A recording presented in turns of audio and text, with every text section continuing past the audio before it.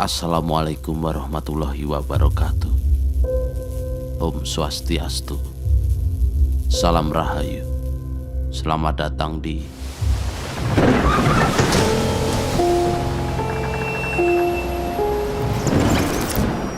Kontrakan Angker. Kami hidup berdampingan tanpa saling bermusuhan. Kali ini, penghuni kontrakan angker akan membawakan cerita dari akun Twitter Payung Hitam yang berjudul 3 Hari Pertama. Nama tokoh serta lokasi dalam cerita ini akan disamarkan demi kepentingan privasi dan kenyamanan bersama. Silahkan para tamu sekalian, simak dan dengarkan alur cerita ini sampai selesai. Cerita ini merupakan sebuah kejadian nyata yang dialami oleh, sebut saja, Intan. Dia adalah mahasiswa baru yang diterima di salah satu universitas di Jogja. Perjalanan saat Intan mencari kos baru mungkin jadi pengalaman yang tidak akan pernah terlupakan olehnya. Hai, namaku Intan. Aku akan cerita tentang pengalaman yang tidak bisa aku lupakan sampai detik ini. Saat pertama kali tinggal di kosan yang ada di wilayah Jogja. Jadi, ceritanya bermula saat aku lulus menjadi mahasiswa di salah satu universitas negeri yang ada di Jogja. Awalnya aku senang banget bisa lulus di universitas impianku. Dan yang paling buat aku semangat, entah kenapa, aku senang sekali aku harus merantau dan belajar hidup mandiri. Ya, karena aku tinggal di Malang. Jadi mau tidak mau aku harus merantau dan hidup mandiri di Jogja. Di sana aku akan bertemu teman-teman baru dan lingkungan yang baru. Jujur, aku sedikit jenuh dengan kehidupanku di rumah. Karena orang tua aku terlalu sayang denganku. Jadi itu sedikit menghambatku untuk mengeksplorasi hobi dan minatku. Seminggu sebelum aku mulai kuliah pertama, aku, ayah dan ibuku ke Jogja untuk mencari kos-kosan. Ya, akhirnya aku merantau jauh dari Malang, yaitu Jogja. Di sana kami sempat kesulitan menemukan kosan karena ternyata kebanyakan kosan sudah di booking, yang akhirnya ketemu juga di hari yang kedua di Jogja. Kosan yang kita temukan itu agak jauh dari wilayah kampus baruku, bahkan di wilayah yang tergolong sepi. Tapi tidak masalah, pikirku, toh aku juga akan diberi bekal motor untuk transportasiku ke kampus. Pertama kali aku lihat kosannya, aku terbayang ini bakal sangat menenangkan. Di depan kosan ada pohon jambu dan mangga yang sangat rindang. Bangunan kosan yang juga gak terlalu besar, gak terlalu kecil, cukup untuk tinggal. Kosan yang aku tinggali itu kosan yang khusus untuk cewek. Dan pemilik kosnya juga tinggal di dalam bangunan kosan itu. Jadi satu gerbang dengan rumah pemilik kosnya. Pemilik kosannya itu seorang ibu-ibu tua, tapi belum layak juga dipanggil nenek. Jadi perkiraanku umurnya itu sekitar 50 tahunan. Ibu-ibu tua itu hanya tinggal dengan satu anak laki-laki yang kira-kira umurnya 3 kalau enggak 4 tahunan lah. Sampai sekarang aku juga tidak tahu kalau itu anak atau cucu si ibu tua itu. Singkat cerita, ibu kos menyambut kami dan mempersilahkan kami melihat kamar kos. Ternyata total kamar kos ada 12. Dan yang kosong totalnya ada 4 kamar. Tapi dari keempat kamar itu cuma sisa satu yang bisa ditempatin. Hah? Kok bisa? Kan yang kosong 4. Saat ditanya 3 kamar lainnya kenapa nggak bisa ditempatin, kata si ibu kosnya itu sedang renovasi. Padahal kelihatannya juga baik-baik saja. Jadi kamar kosan buat aku tinggal adalah kamar nomor 3. Kamar yang kosong itu kamar nomor 2, 5, dan 12. Saat kami masuk dan ngecek ke kamar nomor 3, aku melihat di situ normal-normal aja. Malah aku suka dengan fasilitas yang ada. Dan kamarnya juga luas banget karena kamar ini sebenarnya untuk 2 orang. Karena ada 2 ranjang yang tingkat. Sedang aku di sini cuma tinggal sendiri. Tapi yang membuat aku bingung, tidak tahu kenapa awal aku masuk ke kamar itu rasanya dada agak berat. Dari awal aku sempat mikir soal itu, tapi cuma mikir aja, nggak menanyakan dan menceritakan ke ibuku. Soalnya aku merasa seperti akan ada sedikit berlebihan kalau aku ceritakan. Karena itu adalah hal kecil. Awalnya aku berpikir seperti itu. Dan itulah yang aku sesalkan kenapa aku tidak ceritakan dari awal ke ayah dan ibuku. Ya udah, itu hanya penyesalan. Jadi hari itu juga kami balik ke penginapan dan pulang ke Malang untuk mempersiapkan petualangan baruku di Jogja.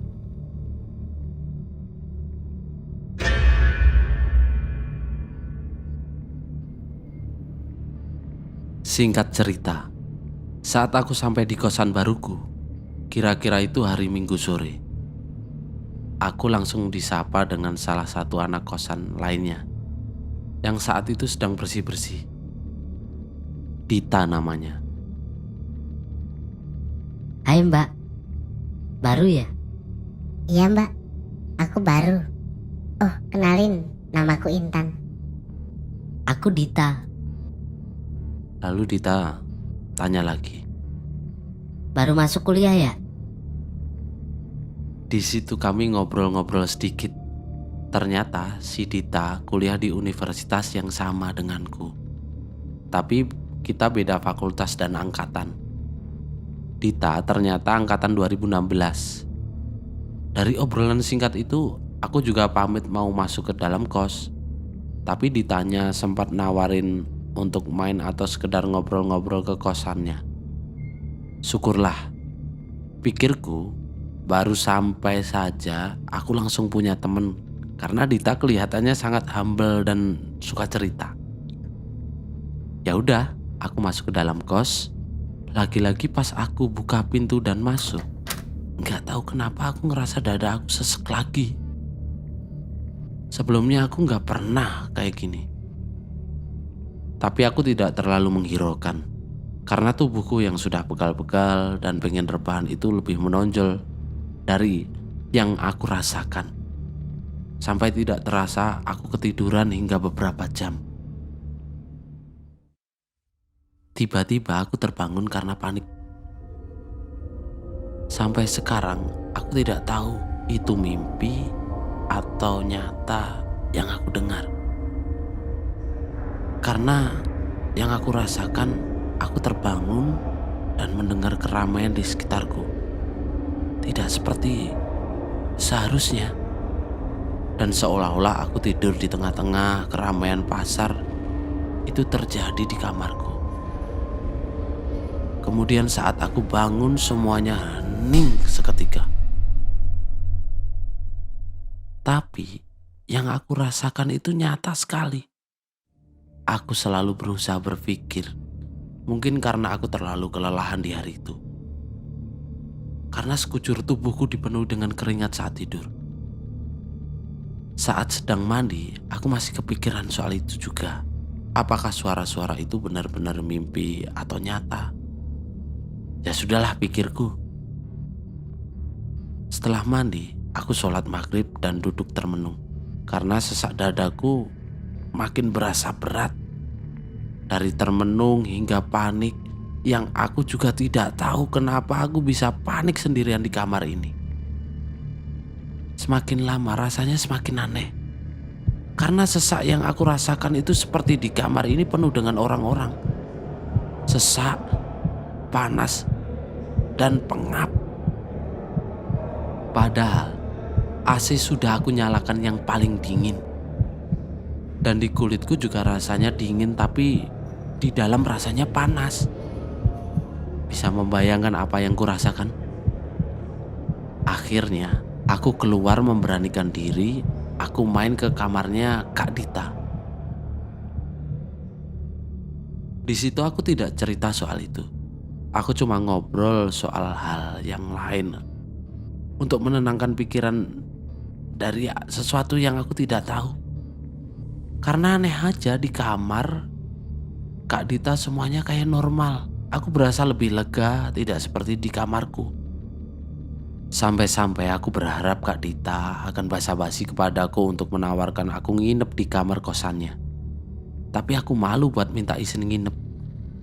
Namun sayangnya Kak Dita juga tidak menawarkan itu. Ya sudah, malam itu kami cuma cerita aja.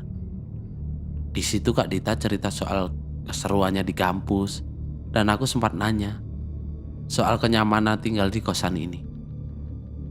Katanya kosan kami itu nyaman banget karena letaknya yang ada di pinggiran kota cenderung tenang dan sepi. Kak Dita juga cerita anak kosan di kamar lain juga baik-baik saja, tapi cenderung menjaga privasi, tapi semuanya murah senyum. Aku juga belum pernah bertemu mereka karena mereka kelihatannya hanya di kamar masing-masing. Hanya Kak Dita lah yang sering bercengkrama denganku. Saat kami sedang asik cerita, aku dikagetkan oleh bocah yang tiba-tiba ngintip dari luar pintu kamar Kak Dita. Melihat aku kaget, Kak Dita menenangkan dan menerangkan. Kata Kak Dita, adik itu namanya Oki. Dia bocah manis tapi sayangnya ada sedikit kekurangan. Dia bisu dan tuli. Tapi setelah setahun Kak Dita tinggal di kosan itu, dia juga ternyata tidak tahu di Oki itu anaknya ibu kosan atau cucunya. Karena ibu kosannya sangat dingin dan selalu menghindar untuk berinteraksi lebih dalam dengan anak-anak kosnya. Kalaupun ngobrol, hanya ngobrol yang penting-penting saja. Mungkin karena itu Kak Dita tidak pernah tahu asal-usul adik Oki yang manis itu. Adik itu juga udah biasa seperti itu. Dia suka ngelihat kita di dalam kamar kalau pintunya dibuka. Tapi dia takut kalau dikasih kue atau semacamnya lah. Dia cuma suka ngelihat sambil ngintip-ngintip aja kok. Lalu setelah kami ngobrol panjang lebar, waktu sudah menunjukkan sekitar jam 10:30 malam. Aku balik ke kamar karena memang sudah sedikit ngantuk. Namun, saat aku mau membuka pintu kamarku, tidak tahu kenapa perasaan takut dan gelisah itu selalu kembali lagi. Tapi setelah dipikir-pikir aku juga nggak tahu. Aku itu gelisah dan panik karena apa? Itulah yang aku rasakan saat hendak membuka pintu dan masuk ke kamarku. Tapi apa boleh buat, Kak Dita tidak menawarkan aku untuk nginep di kamar kosnya. Ya mungkin itu karena privasi. Apalagi Kak Dita adalah orang yang baru aku kenal juga. Jadi aku masuk ke kamar. Dan lagi-lagi secara perlahan dadaku mulai sesak. Dan lama-kelamaan semakin sesak. Aku duduk di ranjang sambil merenung. Kenapa aku tidak nyaman di sini? Padahal baru sehari tinggal di sini. Ya udah, aku melawan rasa aneh itu dan aku mencoba tidur. Sebelum tidur, aku mainan HP sekedar ngeliat aktivitas Instagram untuk sedikit menenangkan rasa aneh yang aku rasakan. Saat aku mulai sedikit tenang, Sambil memegang HP, aku pun hampir tertidur. Tiba-tiba, seperti ada yang mau membuka pintu. Di sini aku diam, bingung, dan memikirkan itu apa dan siapa. Bunyi gagang pintu kamarku yang buat aku kaget. Aku coba manggil Kak Dita. Mungkin aja Kak Dita yang mau masuk. Kak Dita, kakak di situ. Tanyaku nggak ada jawaban sama sekali. Di sini aku udah mikir aneh-aneh. Jadi aku nggak berani untuk ngecek. Dan sambil ketakutan, aku cuma bisa diam, bingung, dan terus mikir apa itu. Dadaku masih berat dan panas, tapi ujung kakiku rasanya dingin. Aku juga bingung dan gak tahu kenapa rasanya aneh begini. Sambil ketakutan dan sama sekali tidak nyaman, aku tetap berusaha tidur sambil terus berdoa dan menutup mata. Akhirnya aku pun tertidur.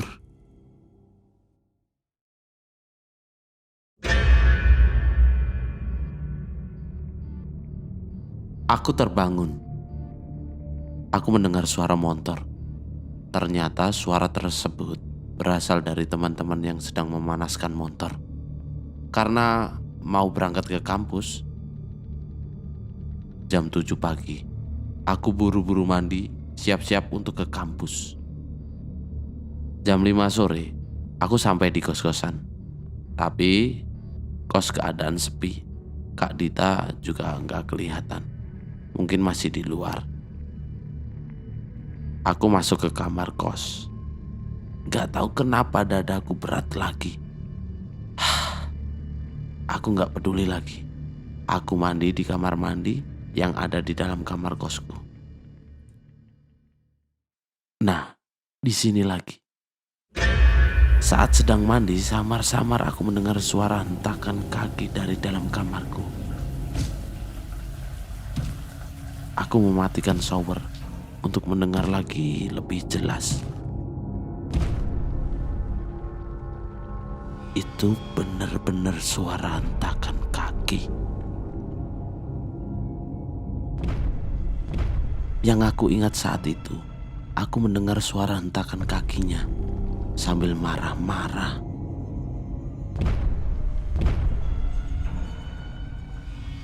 Karena hentakan kakinya yang sangat kuat banget menghantam lantai. Aku mendengarnya itu cukup lama. Untuk meredakan situasi, shower aku nyalakan agar aku tidak mendengar suara-suara itu lagi. Lalu aku tertunduk dan nangis sambil menahan ketakutan yang sangat takut. Hingga suara hentakan kakinya pun tidak terdengar lagi. Karena itu, sekujur tubuhku gemetaran.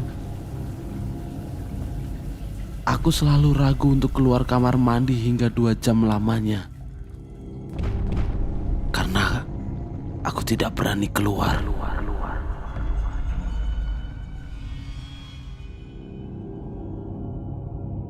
Apa yang akan terjadi pada Intan selanjutnya? Apakah gangguan itu akan hilang? Atau Sekian cerita dari kami. Nantikan kelanjutan cerita ini hanya di kontrakan Angker. Jangan lupa subscribe, like, dan tinggalkan komentar. Jika para tamu sekalian memiliki cerita horor atau misteri yang ingin disampaikan, silahkan DM akun sosial media kami yang ada di deskripsi. Jangan pernah merasa sendiri, karena kita selalu berdampingan. Wassalamualaikum warahmatullahi wabarakatuh. Om Swastiastu. Salam Rahayu. Berbeda dunia kontrakan angker.